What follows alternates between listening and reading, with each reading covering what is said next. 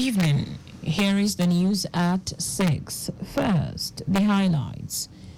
Lagos State government commences 2024 medical administrative screening exercise for Easter pilgrims. Federal government begins disbursement of 200 billion naira palliative loans. On the foreign scene, fire engulfs Denmark's historic stock exchange building. And in sports, Zambia's Copper Queens coach Bruce Mwape loads teams back-to-back Olympic tickets. Now the details. I am Taiwo Baruwa. The Lagos State Christian Pilgrims Welfare Board has commenced 2024 medical and administrative screening exercise for Easter pilgrims to the Holy Lands. Speaking at the event, Special Advisor to the Governor on Christian Religion, Bukola Adeleke, charged Christians to always pray for the authorities and as well be committed to the will of God.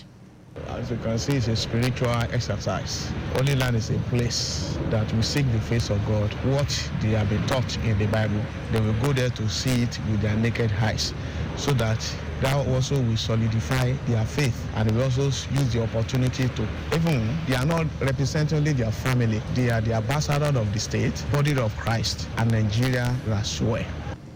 On her part, Secretary, Christian Pilgrims Welfare Board, Florence Yetunde Bafe, assured the beneficiaries of their safety during their journey, as they will not be taken to war-torn areas. Yetunde Bafe, who said the board has arranged necessary measures to ensure the safety of all intending pilgrims at the Holy Land, noted that the journey will be worthwhile.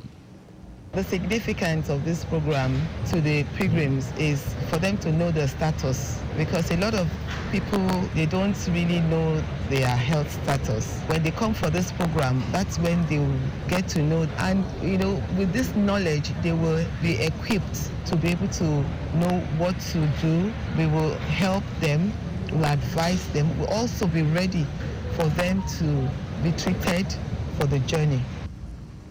Also, Assistant Director, Special Duty National Christian Pilgrims Commission in Abuja, Adetunji Oluwafemi, said the screening exercise is to check the readiness of the intending pilgrims and to prepare ahead.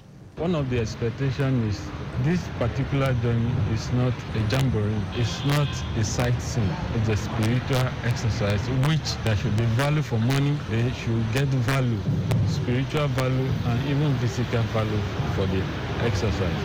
That's our priority. That was the Assistant Director, Special Duty National Christian Pilgrims Commission in Abuja, Adetunji Oluwafemi. The Lagos State government says it is addressing some of the key challenges facing micro, small and medium enterprises, MSMEs, through strategic partnerships and collaborative initiatives. Commissioner for Commerce, Cooperatives, Trade and Investment, Folashade Ambrose Medebam, who stated this, noted that the interventions have led to increased access to finance through single-digit interest rate, improved access to markets, better business linkages, capacity building through various training programs and many others, all of which are helping MSMEs navigate and survive the current economic challenges. Ambrose Medebam said collaborative initiatives help MSMEs mitigate various risks and challenges by building resilient networks and fostering trust-based relationships. She tasked MSMEs to explore collaborative efforts to access opportunities beyond their abilities and capabilities. The Central Bank of Nigeria, CBN, has reiterated its commitment to digital innovation. The Deputy Governor, Fiscal System Stability, Bala Bello, conveyed the CBN's strategic focus on fostering an environment ripe for innovative and entrepreneurship during an engagement with participants from the Senior Executive Course, SEC 46 of the National Institute for Strategic Studies, NIPSS, in Abuja.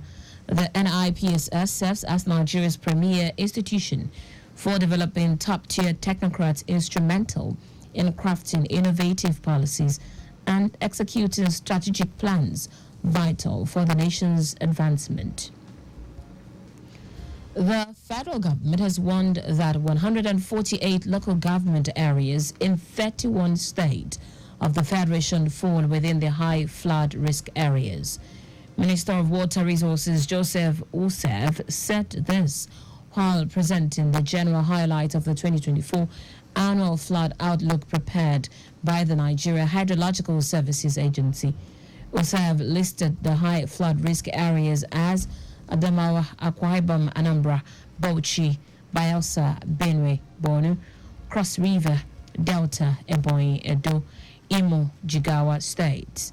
Others are Kaduna, Kano, Katsina, Kebbi, Kwara, Kofi, Lagos, Nasarawa, Niger, Ogun, Ondo, Osun, Oyo, Plateau, Rivers, Sokoto, Taraba, and Yobe states. The floods are expected between April and November 2024. And now to the rest of the stories. The Federal Ministry of Industry, Trade and Investment says it has commenced the disbursement of the Presidential Conditional Grant Scheme to verified applicants after an exhaustive selection process. The government, through the Bank of Industry, said it would be disbursing 3 categories of funding totaling 200 billion naira to support manufacturers and businesses across the country. In a progress report, the Trade Minister Doris Anete stated that an unspecified number of beneficiaries have received their grants, adding that by Friday, April 19, another significant disbursement would be made to a substantial number of verified applicants. The National Examination Council, NECO, has rescheduled the 2024 National Common Entrance Examination into federal unity colleges and the entrance examination into Federal Government Academy, Suleja, Niger State. Spokesperson for the council, Aziz Sani, said the common entrance examination earlier scheduled to hold on April 20 would now hold on June 1, 2024, and the entrance examination for gifted and talented children into Federal Government Academy, Suleja, earlier scheduled to hold on 4th May, will now hold on 25th May 2024. According to him, the rescheduling of the 2 examinations was due to low enrollment of candidates. Sani enjoined all candidates, parents, guardians, schools, and relevant stakeholders to take note of the new date for the examinations, noting that registration of candidates would continue till the new date for the examinations. In foreign news now, a fire has engulfed Copenhagen Former Stock Exchange, one of the oldest and the most well-known buildings in Denmark's capital, causing its spire to collapse onto the roof. The historic 17th century construction, also known as Borsen, has been under renovation when the blaze broke out. Ambulances rushed to the scene as huge billows of smoke rose over Central, but there were no immediate report of casualties. The cause of the fire is unclear. In sport now, Zambia's Copper Queens coach Bruce Mwape has revealed that the team's back-to-back qualification for Olympic Games is a good omen for football in the country. Mwape said courage and determination got the team to the stage. Zambia qualified for the showpiece after defeating Morocco 3-2 on aggregate, lost the first leg 2-1 at home before overcoming Morocco 2-0 in the second leg at the Prince Moulay El Hassan Stadium in Morocco.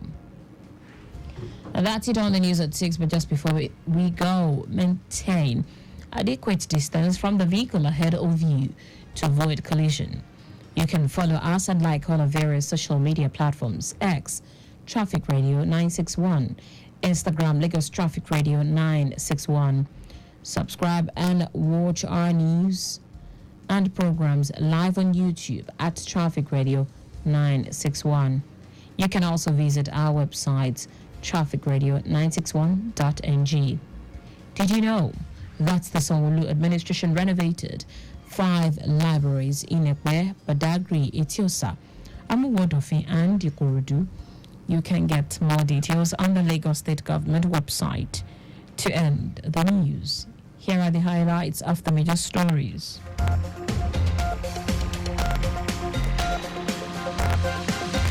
The Lagos State Christian Pilgrims Welfare Board has kicked off 2024 medical and administrative screening exercise for Easter pilgrims to the Holy Lands. The Federal Ministry of Industry, Trade and Investment has commenced the disbursement of the Presidential Conditional Grant Scheme to verified applicants after an exhaustive selection process. We also told you that a fire has engulfed Copenhagen's former stock exchange, one of the oldest and most well-known buildings in Denmark's capital, causing its spire to collapse onto the roof. And finally, Sport Zambia's Copper Queens coach Bruce Mwape has revealed that the team's back-to-back qualification for Olympic Games is a good omen for football in the country. For contact with the newsroom, send a message to info@trafficradio961.ng. That ends the news broadcast compiled by Aderayo Idowolaya. I am Taiwo Baruwa. Thank you for listening. Good evening.